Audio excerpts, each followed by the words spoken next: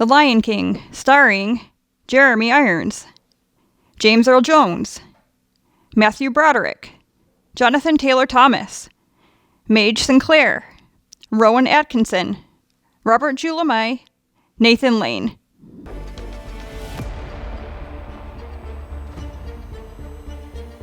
Titanium Tuesday. What do you want me to do? Dress and drag and do the hula? Wow, that's aged well. That was an improvised line by Nathan Lane. Interesting.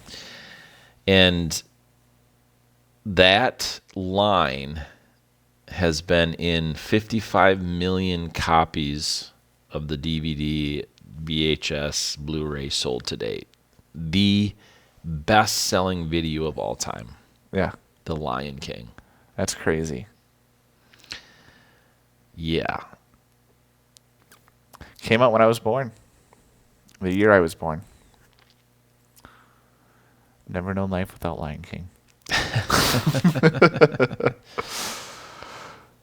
So yeah, Lion King, Simba.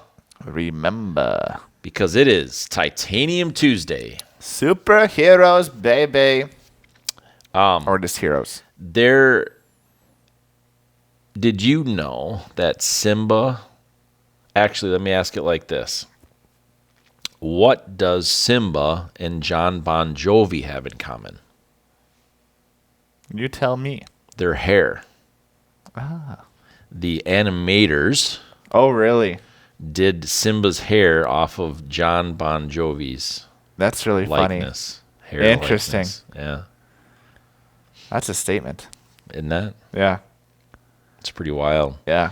Jonathan Taylor Thomas was actually smacked on the back to lose his get the wind knocked out of him. Oh, interesting. When Nala stomps on him right. and tackles him. Yeah. He was actually smacked on the back. Interesting. To get the proper effect. They had a crazy cast of voice actors. They did. Yeah. It's pretty good. Yeah. Mr. Bean, James Earl Jones, Jeremy Irons, Whoopi Goldberg. And you could tell they had fun. Yeah. While they were doing their voice acting. But they were all in studio, not together. Right. Which is crazy. Yeah. I mean, I've seen clips anyway of them just as individuals from back in the day. Right. Did you know that there were no actual lions recorded as the roar for this? This was voice acting roars because I could believe it. The producers wanted specific sounding roars for the situations. Interesting. Yeah. And see, this would be amazing. I watched there's a documentary called Score talking about the score of music. Really enjoy it. Would not be Sounds fun. boring. Would not be fun to review because it would be very boring. It's basically interviewing different composers about how they get inspiration and what they're thinking. Sure. But one of the things they had talked about is because you hear in soundtracks all the time of these weird, very distinct noises. Hans Zimmer does it a lot too. And how do they create it? And so they had a specific scene of this guy just creating different noises, using different things, putting it together. Mm-hmm. And if you ever want to be entertained, just look that up because some of the noises that you get in some of these films, the way they get those noises would not be in the way that you'd expect them to. Right. And so it's super entertaining. I mean, you get Play-Doh or silly putty, and you see him smack it against a wall, and you get a very unique noise. Or right. You create these weird instruments that don't look like they should make the noise that they're making. It's like, oh my gosh, you're telling me that's the noise that I'm hearing right now, or that's where it's coming from. Yeah, so it's crazy. I can definitely believe it when it comes to the roars and stuff, that people have very specific sounds in their head of what they're expecting, and they want to hear it. And if you're just going off of a roaring lion, you would have to again, planet Earth, follow lions for hundreds and hundreds of hours, and you might get it. Right, exactly. And you'd probably still have to change it anyway. Yeah, that's right. Speed it up, slow it down. Right. Nice high-pitched Yeah. lion roar. Yeah. But Simba, it's pretty interesting how they told a very typical normal story of like fall from grace, Yeah. shame, Nice and cocky to right. boom, never want to be put in that situation again. Yep. When Yeah. his whole life just oblivious to the actual real things of the world. Yeah.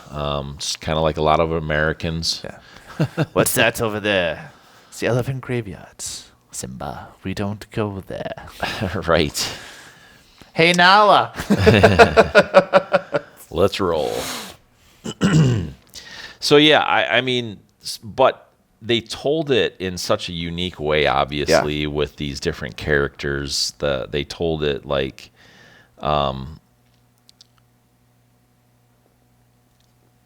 animated. Yeah. I mean, And what in can you more do ways with than one. animation? you know. Expressions. Exactly. You can make them look exactly like you want to. The color contrast, the eyes, everything like that, you have complete control over.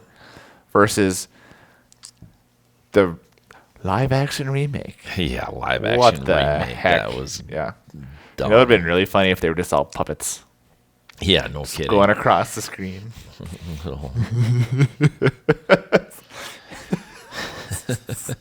like on Mr. Rogers. Yeah, exactly.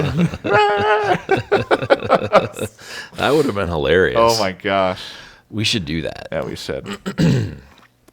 Call him Sumba. Zumba.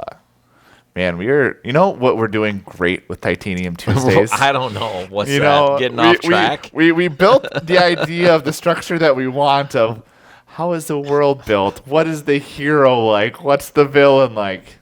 Let's talk about puppets. Right on track, folks. Right on track.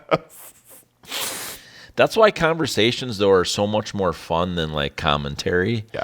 I mean, commentary has its place. I don't mean it doesn't. No. But that's why conversation is just so much fun. Oh, absolutely. Because you can go down those paths somewhat. Yeah. And just have fun with it. But Yeah. Have you seen this on Broadway? No. This is went to New York last year, and this is Been on one. 6 continents, though, it said. I can believe Broadway it. show, yeah. I wonder which one I missed. How many are there? 4? Yeah, that sounds about right. I mean, once you get past your one-handed, you can't count that high. You got to stop. Let's start combining them. Eurasia. Oh, yeah. I mean, it was good. I don't know what I'm talking about anymore. The Broadway show is really good. There's a lot of things. I like animals. That's all I have to say. Well, this made almost $1 billion. Yeah. And Just surprisingly decided let's make a sequel for whatever reason. Yeah, And a it's- TV show. Yeah. And another sequel. yeah, The only thing that made sense was the Broadway show. it did make sense. But there's just a lot of components here that it set it up for real success. Music. Animation, back in '94, they had to pull out some pretty. I think they started trying some new things. They did. What did Absolutely. I watch? There's a Disney documentary that I watched for whatever reason. But they talked about like the different golden ages of Disney. And so you got, the ones with like Cinderella, Sleeping Beauty, those originals. And then you saw a resurgence then rehappen again around the time of The Lion King. When you got The Lion King, you got Aladdin, you got Mulan, you got Little Mermaid. That's what I was thinking. Fun fact, when I was a kid, I watched the movie. Didn't watch it again until college. Completely forgot she went mute. It's a fun fact. My mind is all over right now. It is. It's good. But yeah, so I think they tried I'm something. just gonna sit here and be entertained by you. But during the research and the golden age, I think part of what they did is they really re-looked at like, hey, how are we going to stand out in these movies? And so we saw that happen when you started seeing things like The Lion King, the way they did animation. I think they they did something to make it more efficient, so they could make it look better and work on it quicker, and it looked nicer. Yeah, I remember they invented some sort of like software. Yeah.